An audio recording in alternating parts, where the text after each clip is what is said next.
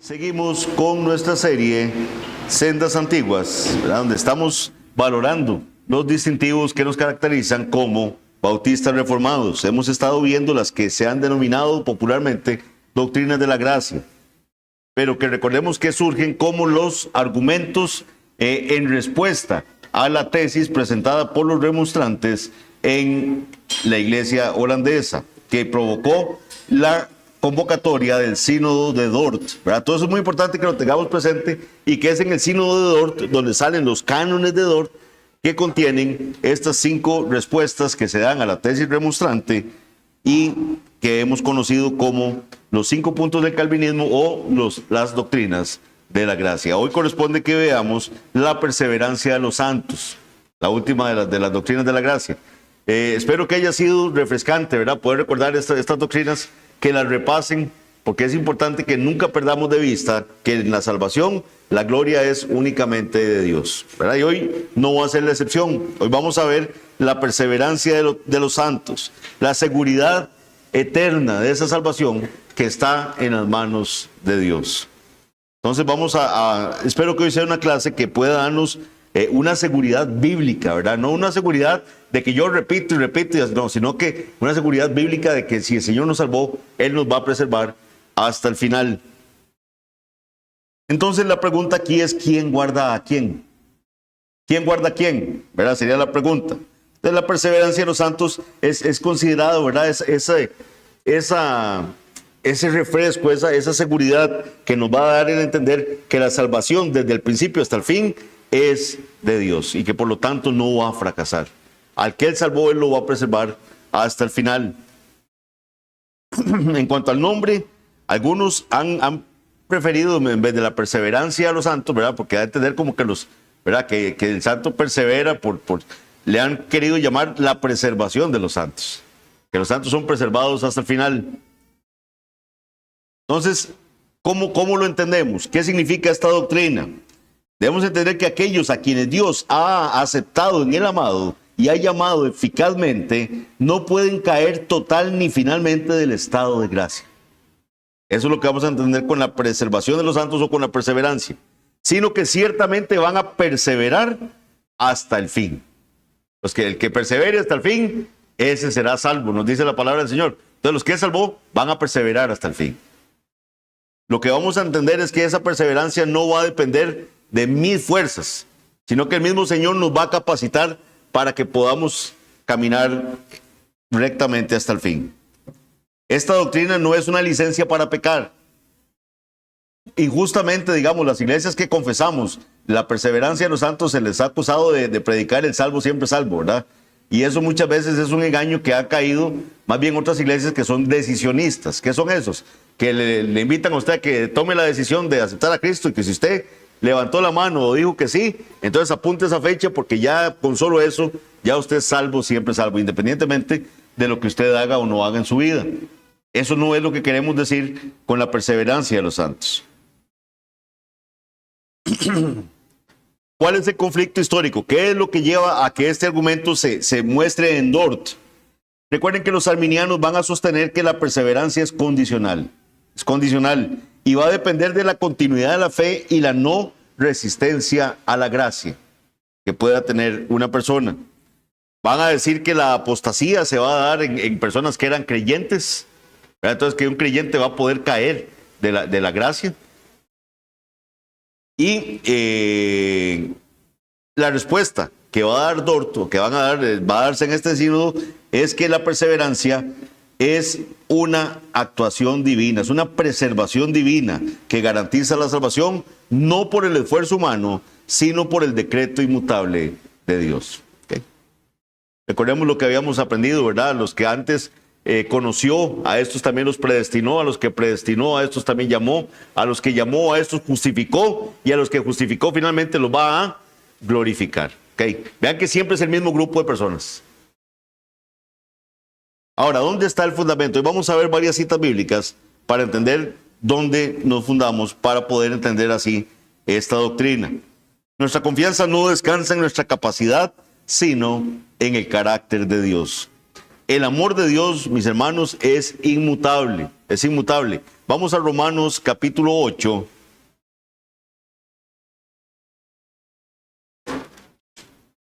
Romanos, importantísimo que entendamos este pasaje.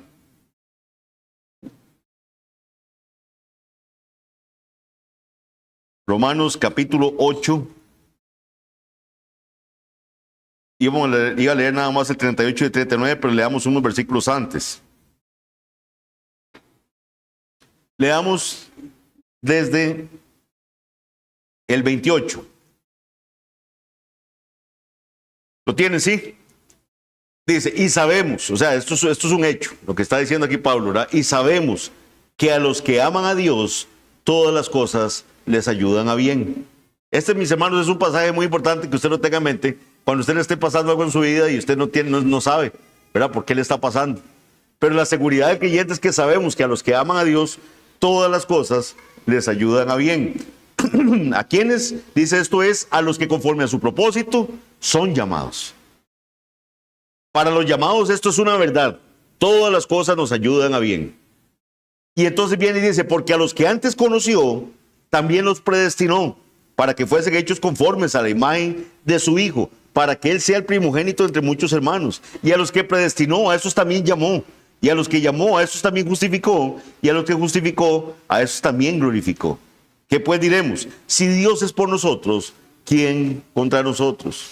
El que no escatimó ni a su propio Hijo, sino que lo entregó por todos nosotros, ¿cómo no nos dará también con Él todas las cosas? El Señor no escatimó ni a su propio Hijo, lo dio en rescate por los suyos, a esos que Él llamó, a esos que predestinó. ¿Quién acusará? Nuevamente está hablando a los escogidos. Vea qué dice, no ha perdido el hilo este pasaje. ¿Quién acusará a los escogidos de Dios? Dios es el que justifica. ¿Quién es el que condenará? Cristo es el que murió, más aún, el que también resucitó, el que además está a la diestra de Dios, el que también intercede por vosotros. Y esto es muy importante porque ahorita lo voy a explicar también. El Señor ciertamente está a la diestra del Padre, pero una función que está cumpliendo Cristo hoy por nosotros es interceder por nosotros. Él está ante el Padre intercediendo por su pueblo. ¿Quién nos separará del amor de Cristo? ¿Tribulación o angustia o persecución o hambre o desnudez o peligro o espada? Como está escrito, por causa de ti somos muertos todo el tiempo, somos contados como ovejas de matadero. Antes, en todas estas cosas somos más que vencedores por medio de aquel que nos amó. Siempre está hablando de los escogidos. Y entonces viene Pablo y dice aquí, por lo cual estoy seguro, o sea, no es una cuestión de que puede ser o es altamente probable, no, por lo cual estoy seguro de que ni la muerte, ni la vida, ni ángeles, ni principados, ni potestades, ni lo presente, ni lo porvenir, ni lo alto, ni lo profundo, ni ninguna otra cosa creada nos podrá separar del amor de Dios que es en Cristo Jesús, Señor nuestro. Si esto no es seguridad, mis hermanos, entonces ¿qué es? Estoy seguro. Nada nos podrá separar del amor de Dios. Esos que Él amó, esos que Él conoció, esos que Él predestinó, esos que Él llamó, esos que Él justificó y esos que Él va a glorificar, nada los podrá separar del amor de Dios, que es en Cristo Jesús, Señor nuestro.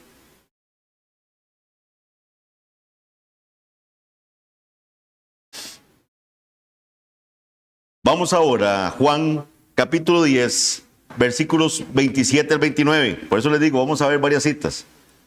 Juan 10, 27 al 29. Veamos la mano de ese pastor. Juan 10, 27 y 29. Dice así la palabra del Señor. Mis ovejas oyen mi voz. ¿Se acuerdan lo que a Tito había pasado? Que los judíos lo habían rodeado y le decían, vea, si usted es el Cristo, díganos abiertamente si usted es el Cristo. Ya, déjese de tanto rodeo, en otras palabras. Y Jesús les dijo, yo se los he dicho. Y ustedes no creen. Además, las obras que yo hago dan testimonio de mí. Pero ustedes no creen porque ustedes no son de mis ovejas. Le dijo el Señor a este grupo. Y entonces les dice, mis ovejas oyen mi voz y yo las conozco y me siguen. y yo les doy vida eterna y no perecerán jamás, ni nadie las arrebatará de mi mano. Porque mi Padre que me las dio es mayor que todos y nadie las puede arrebatar de la mano de mi Padre. Ojo que nos dice aquí dos manos. Dice que están en la mano del Señor. Dice, mis ovejas oyen mi voz y yo las conozco y me siguen y yo les doy vida eterna. Esas ovejas van a oír la voz del Señor, pero ya eran sus ovejas. Esa es la parte que tenemos que entender. El Padre ya le había dado ese pueblo al Señor. El Señor lo va a llamar y ese pueblo va a venir.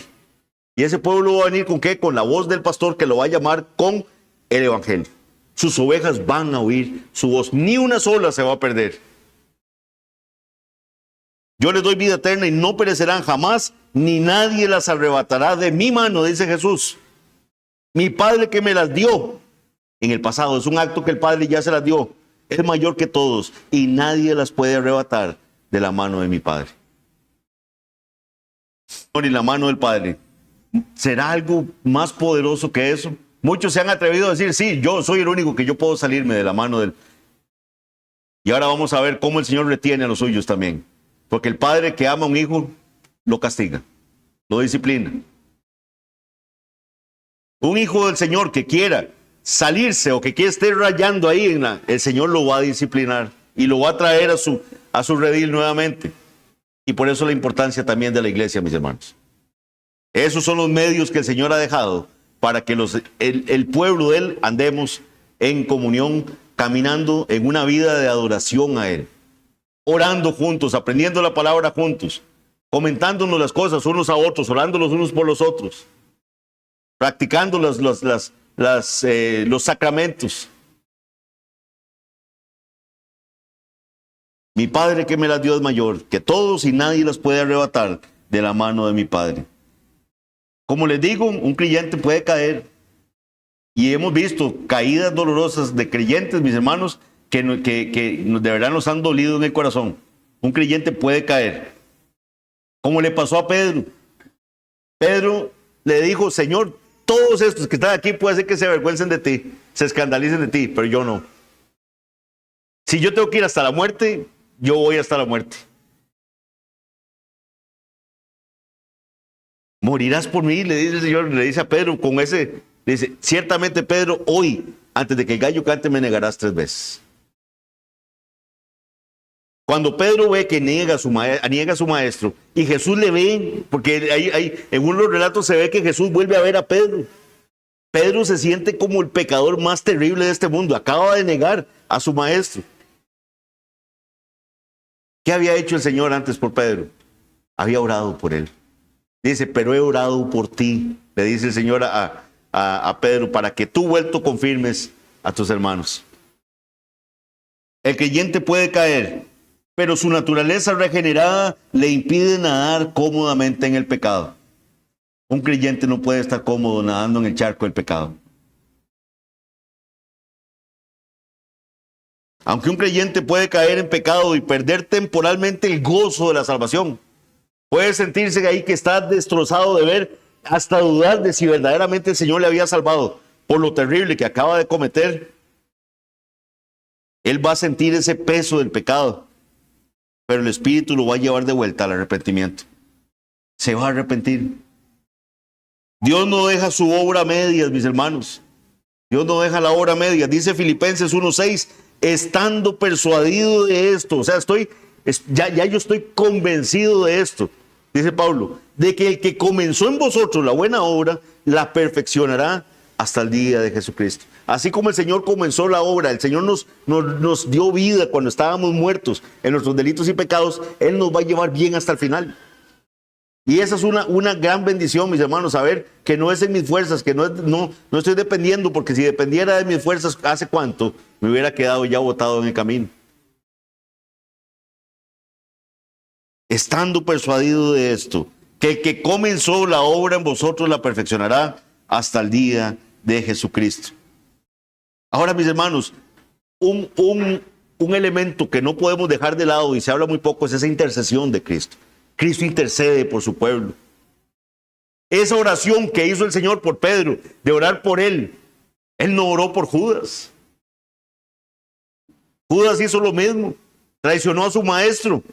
La diferencia entre lo que le pasó a Pedro y a Judas está en la intercesión de Cristo. Cristo es nuestro abogado. Cuando se dice que es nuestro consolador, esa palabra consolador lo que significa es abogado. Él es nuestro consolador. Por eso cuando dice que él se iba a ir y iba a enviar otro consolador. Porque Él es nuestro consolador. Él es nuestro abogado. La palabra abogado en inglés se dice así, consolador. Entonces es counselor. Ese es a eso se refiere. Él no murió. Él no solo murió por nosotros. Él vive también en este momento y está intercediendo por nosotros ante el Padre. Hebreos 7, 22 al 25. Hebreos 7, 22 al 25. Dice así. Libro que es muy pocamente leído por los creyentes, lamentablemente. Pero vean qué clarito lo dice. Por tanto, Jesús, hecho fiador de un mejor pacto. ¿Quién es un fiador, mis hermanos? Ese que garantiza algo. El que si usted no paga, yo pago. Estoy fiándolos ustedes no van a pagar, ya yo soy el fiador. Cristo es el fiador, hecho fiador de un mejor pago. Y los otros sacerdotes llegaron a ser muchos, debido a que por la muerte no podían continuar. Mas por cuanto permanece para siempre, tiene un sacerdocio inmutable. El sacerdocio de Cristo no cambia, no termina, es un sacerdocio eterno. Por lo cual puede también salvar, ¿cuándo? Perpetuamente. Vean que aquí está claro, puede salvar perpetuamente a los que por Él se acercan a Dios. Por Cristo nos hemos acercado a Dios. Es por Él, es en Cristo que estamos en cercanía con el Señor. Entonces dice, por lo cual puede también salvar perpetuamente a los que por Él se acercan a Dios, viviendo siempre para interceder por ellos. Yo no sé cuánto sabía usted de eso, pero Cristo intercede por usted. Usted no ha caído y usted se mantiene ahí en el camino y usted está viniendo a veces a rastras aquí, pero viene porque Cristo está intercediendo por usted. Y gloria a Dios por esa intercesión, porque quién sabe qué pasaría de nosotros si Cristo no intercediera por nosotros. Lamentablemente el catolicismo romano tiene una oración, ¿verdad? Que ellos frecuentemente dicen, le ruegan a todos menos a Cristo. Entonces ellos en parte de la oración, recuerdo que decían, por eso ruego a Santa María, siempre Virgen, a los ángeles y a los santos, que intercedáis por mí ante Dios nuestro Señor. El único que está intercediendo por nosotros es Cristo. Como nuestro abogado y fiador en el pacto, Cristo intercede constantemente por nosotros. Eso dice 1 Juan 2:1, nos dice, hijitos míos, estas cosas os escribo para que no pequéis. Cuando ustedes ven en Juan 1, en 1 Juan 1, que están, si alguno dice que no ha pecado, hace a Dios mentiroso y la verdad no está en él, se está refiriendo a creyentes. Es que hay muchos que dicen que ahí se está hablando de no creyentes. O que cuando dice, si confesamos nuestros pecados, en el versículo 9, si confesamos nuestros pecados, Él es fiel y justo para perdonar nuestros pecados y limpiarnos de toda maldad. Usted creyente, usted peca. Yo creyente, yo peco. Y tenemos que practicar la confesión. Decirle a nuestro Padre, Señor, perdóname, no debí haberle hablado a fulanito o a sutanita como le hablé. Perdóname, no debí haber pensado eso tan feo que pensé. No debí haber visto eso que vi.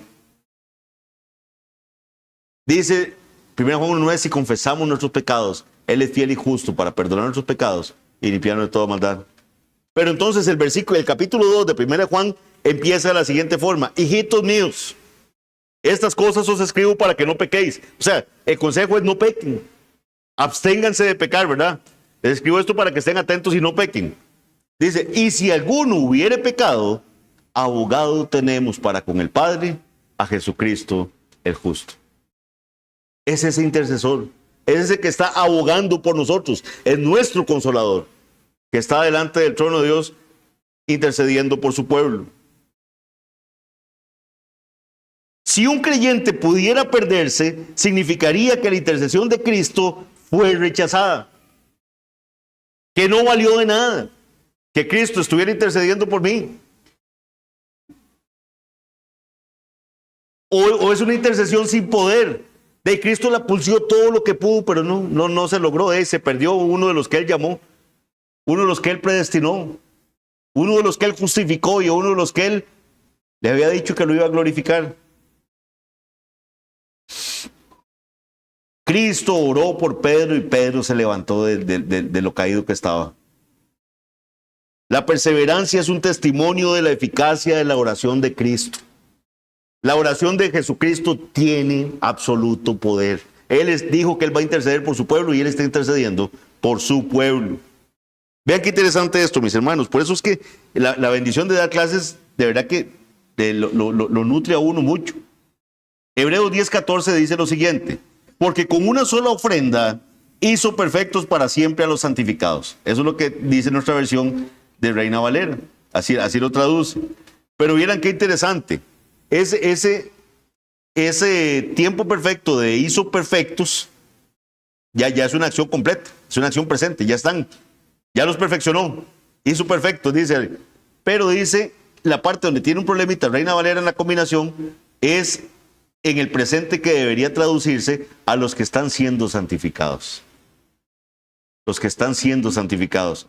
Ahí la Nueva Versión Internacional tiene una traducción más cercana a lo que debió haber dicho, que es: porque con un solo sacrificio ha hecho perfectos para siempre a los que está santificando.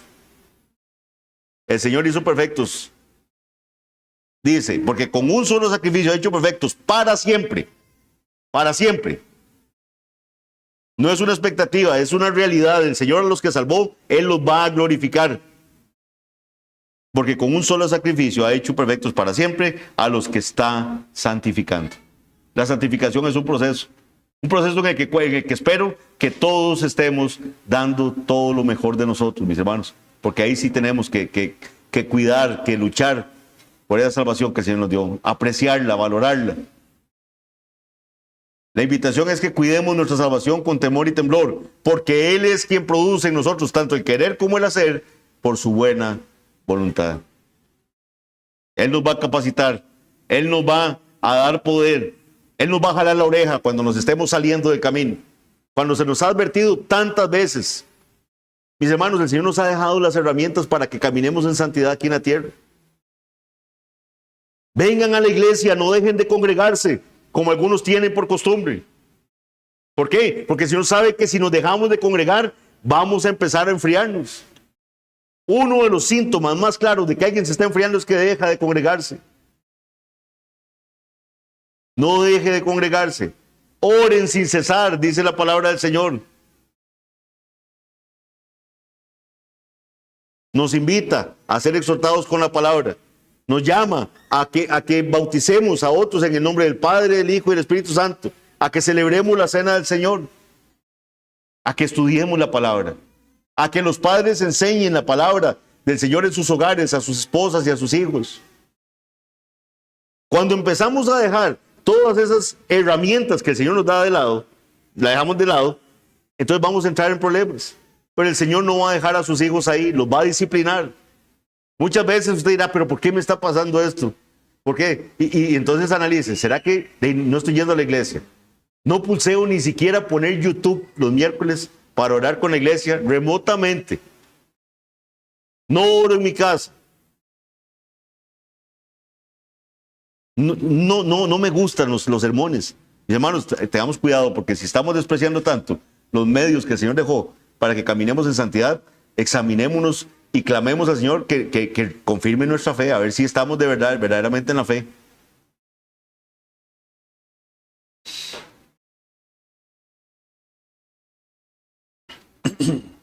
¿Qué dice nuestra confesión? Capítulo 17, párrafo segundo. Esta perseverancia de los santos depende no de su propio libre albedrío, sino de la inmutabilidad del decreto de elección. Inmutabilidad es que no cambia. El Señor eligió, el Señor va a llamarlos, el Señor va a justificarlos, el Señor va a glorificarlos.